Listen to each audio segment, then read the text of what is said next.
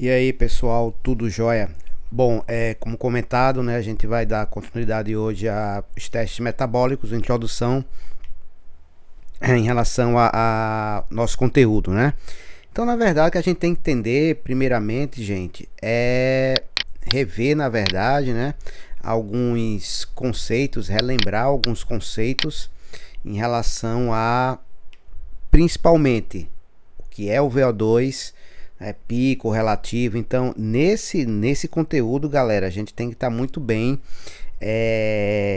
entendido, né, do que seja realmente esses conceitos, tá bom? Então, quem não lembra, dá uma recapitulada aí. Então, é o seguinte, vamos lá. Quando a gente pensa em testes metabólicos para estimativa de aptidão cardiorrespiratória, a gente tem que considerar alguns aspectos, principalmente o parâmetro frequência cardíaca, o volume de ejeção sistólico, o débito cardíaco, que nada mais é do que a frequência cardíaca multiplicado pelo volume de ejeção sistólico, e a diferença arteriovenosa, é exatamente a quantidade de oxigênio que o músculo consegue extrair, o músculo esquelético consegue extrair na periferia. Então, todos esses parâmetros vistos anteriormente, eles exercem uma influência muito grande na aptidão cardiorrespiratória. Lembrando, o VO2, que vai ser um dos nossos objetos de estudo, ele é um indicador da aptidão cardiorrespiratória. Isso tem que ficar muito bem claro, ok? Então, na verdade, qual a importância? Porque eu preciso avaliar a aptidão cardiorrespiratória. Somente para dizer, você tem uma aptidão boa, fraca, ruim. Não. Hoje é bem reportado na literatura, que uma boa aptidão cardiorrespiratória exerce inúmeros benefícios, como a gente pode ver aqui, o treinamento aeróbio em relação a questões comportamentais, mentais, a questão do pânico. Então, evidenciando que a melhora da aptidão cardiorrespiratória, ela tem relação direta com a melhora desses parâmetros. Outro, que na verdade uma boa aptidão cardiorrespiratória também tem relação com a função cognitiva, com a questão cognitiva, com a melhora de rendimento cognitivo. E um trabalho mais recente, saiu agora, em 2024, ele está aqui, que mostrou que a aptidão cardiorrespiratória é um forte preditor independente de mortalidade e morbidade. Então, ter uma boa aptidão cardiorrespiratória, entender os fatores é crucial, tá bom? Então, vamos lá. Então, o que é a tão falada aptidão cardiorrespiratória que nós estamos conversando? Então, a aptidão cardiorrespiratória nada mais é do que refletir as capacidades funcionais do coração, dos vasos sanguíneos, do sangue, dos pulmões e de músculos relevantes durante os vários tipos de demandas do exercício. Então, na verdade, a gente começa a perceber que a aptidão cardiorrespiratória ela tem relação com inúmeros sistemas, desde o sistema cardiovascular até o sistema respiratório e, obviamente, a parte muscular. Então, não só cardiovascular, cardiovascular, cardiorrespiratório, melhor dizendo, e a parte muscular. Então, na verdade, há uma integração entre esses sistemas que conferem, em linhas gerais, uma boa aptidão cardiorrespiratória. E para medir a aptidão cardiorrespiratória, obviamente por meio do VO2, são utilizados testes, desde testes mais simples até testes mais elaborados. Só que os testes mais elaborados, habitualmente, eles são aplicados em ambientes de pesquisa ou em centros mais sofisticados, que em muitos casos não refletem a nossa realidade do profissional da educação física no dia a dia. Então, eu sempre gosto de mostrar, de apresentar testes de campo, que em muitos casos, se bem conduzido, permite obter parâmetros super interessantes para uma prescrição adequada. Então, vamos lá. Então, os testes podem ser indiretos, ou seja, o que é que se baseia um teste indireto? Que existe uma relação entre o meu VO2 e a distância percorrida. Ou seja, a partir do momento, por exemplo, que eu estabeleço o famoso teste de Cooper de 12 minutos. Né? Então, estabeleci lá um tempo, né? Mando a pessoa correr, e quanto maior for a distância, né, percorrida nesse intervalo de tempo, né, maior será o VO2 dessa pessoa, considerando, obviamente, o gênero e a faixa etária. Né? Então, isso é uma relação aí entre o VO2 e a distância. Entre a frequência cardíaca e a intensidade do esforço, ou seja, tem alguns testes que eles observam que atingiu tal estágio, e obviamente ele vai observar qual percentual de frequência cardíaca foi obtido dentro daquela intensidade. Então, isso é uma outra possibilidade, né, de inferir indiretamente o VO2, ou seja, quanto menor for a minha frequência cardíaca em um determinado estágio submáximo, né, melhor em tese será a minha aptidão cardiorrespiratória. E por último, porém não menos importante, né, é uma relação entre a duração do esforço e o VO2. Então, testes em que são estabelecidos estágios, ou seja, quanto mais estágios eu completar, ou seja, quanto mais tempo eu me mantiver em atividade, né, maior será a aptidão cardiorrespiratória. Ok, gente? Então, vamos lá. Continuando nesse sentido, então, dentro dos testes indiretos, nós temos agora os máximos, né, os testes submáximos e de campo, e por último, né, teste sem esforço. O que é teste sem esforço, Humberto? São testes que consideram algumas variáveis, tais como índice de massa corporal, idade, nível de atividade física. Lembrando que, obviamente, quanto menos esforço, digamos assim, a pessoa realizar, maior é a margem de erro, né, de você estimar o VO2, tá bom? Então vamos lá, mas claro que cada um tem os seus benefícios e limitações. Então, obviamente, o que é que isso implica para a gente, né? Quanto mais próximo me aproximar do meu máximo, maior será a minha precisão. Porém, né, quanto menos eu me aproximar do máximo, menor será a precisão. Agora, é importante que você tenha isso em mente na hora de escolher, não é, o teste a ser aplicado. Tá bom? Ou seja, nível de aptidão física da pessoa em tese. Se a pessoa é um atleta, você tem que pensar, talvez para atleta, obviamente, seja um teste máximo.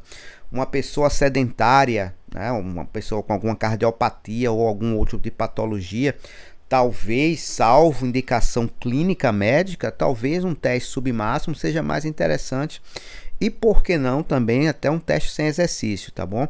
Então é importante você saber o público e principalmente escolher o teste adequado que mais se aplique, que mais se adeque a esse público, tá bom, galera? Então vamos lá. Dando sequência aí a esse tópico. Então a aptidão pode ser estimada, né, a aptidão cardiorrespiratória, por meio, né, desses 3 tipos gerais de teste que nós acabamos de falar, ou seja, o máximo, o submáximo e o teste sem exercício. E aí o ambiente ao qual eu vou aplicar esse teste também ele é variável, ou seja, podemos observar desde testes de campo, né? Ou seja, desculpa aqui, né? Desde testes de campo até, obviamente, testes em ambiente clínico laboratorial. O que eu acho interessante no teste de campo é que na maioria das vezes ele reflete muito bem o ambiente ao qual o atleta, né, vai desempenhar, atleta ou não necessariamente um atleta, né, ele vai realizar a atividade. Então pensa comigo, é claro que o que eu vou falar é a referência, né, mas você vai em um ambiente clínico, em que tem um controle de temperatura, de umidade, às vezes a temperatura está 22, 23 graus, né? Só vai estar você e às vezes o avaliador, um avaliador, enfim, mais alguma equipe. E aí você vai correr uma esteira, né? Já muda um pouco a mecânica em relação a você correr outdoor, né? Então, sem de repente um sol muito forte, enfim. Nem sempre o ambiente ele vai refletir o seu ambiente natural, né, de competição, de treinamento. Então tem que ter isso em mente. Então, às vezes, você faz em uma condição bem favorável e a sua condição de prova ou de treinamento não reflete necessariamente onde você realizou o teste. Então, tem que ter isso em mente. Né? Por exemplo, os médicos adotam, às vezes, protocolos de esteira, de Elestad, um exemplo, de Bruce, em que há uma inclinação da esteira progressiva. Então, para diagnóstico de patologias, possíveis patologias, é interessante, mas para prescrição fica comprometido, mesmo ele refletindo o VO2, mesmo se você for prescrever em cima do VO2. Por quê? Porque na verdade você não vai correr, ou caminhar, ou trotar em uma ladeira o tempo todo, né? Então tem que ter essas condições muito bem estabelecidas na hora de você escolher o protocolo. Ok? Então vamos lá. Então os testes de campo, eu particularmente gosto bastante. Então tem várias formas, né? Desde você determinar uma distância para que o indivíduo percorra em função do tempo, né? Completar uma distância, o que a gente falou anteriormente, né? Você estabelece uma distância e vê o tempo, e o vice-versa, você dá um tempo e vê qual a maior distância. Então são condições, não é, que você pode utilizar desde um ciclo ergômetro, né, natação, corrida, caminhada, enfim, né? Existem inúmeras possibilidades, sempre procurando buscar a especificidade. Ou seja, eu não vou querer estimar uma aptidão cardiorrespiratória de um nadador colocando ele para correr, nem pedalar, nem tampouco de um ciclista para correr, não é isso? Um jogador de futebol de campo para pedalar. Então, sempre buscar o princípio da especificidade. Então, tem outros testes de submáximos de campo, não é? Que é o teste de degrau. Você coloca lá uma cadência dentro de um banco, o teste dos mais conhecidos é o de Catch-McCandless, tem a cadência específica para homem e para mulher, e aí você, né, observa principalmente a frequência cardíaca ao final desse teste, tá? E aí você faz a estimativa do VO2, tá bom? Então, teste submáximo, obviamente, não leva o indivíduo a uma exaustão, né, na verdade, uma fadiga. O teste é terminado antes. Então tem alguns exemplos aqui: esteira, bicicleta, tá bom?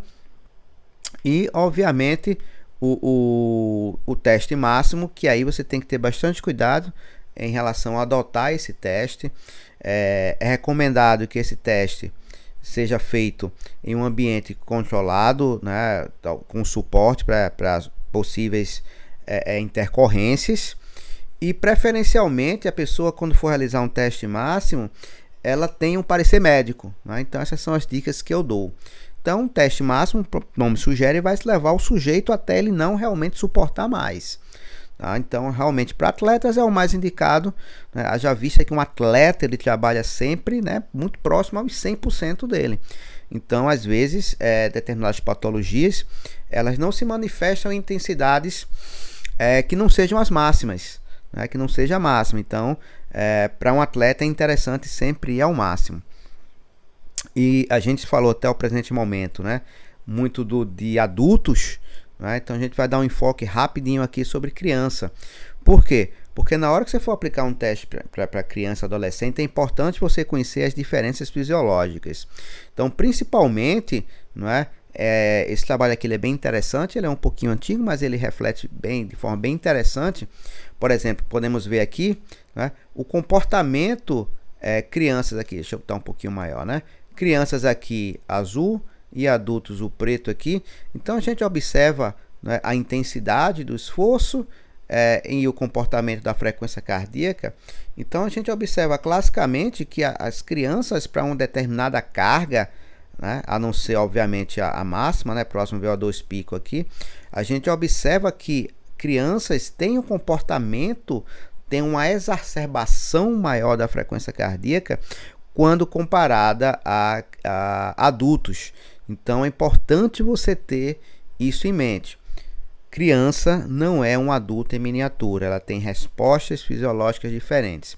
Respostas fisiológicas metabólicas que a gente pode observar, né, nessa tabela aqui, ó. Então, desde variáveis cardiovasculares, ventilatórias, metabólicas, desculpa, que as crianças elas têm um comportamento diferente do adulto, tanto na perspectiva submáxima como máxima. Então é importante ter esse conhecimento para que na hora de você for realizar a interpretação do resultado, né, isso aí tenha ficado claro para você, tá bom? Então, a gente estabelece hoje essa primeira aproximação, gente, em relação aos testes metabólicos. E no próximo módulo eu já vou mostrar para vocês alguns exemplos, algumas possibilidades, né, alguns protocolos de testes, tanto máximo como submáximo, que possam ser aplicados a diferentes populações. Tá bom, gente? Obrigado, abraço, até a próxima. Tchau, tchau.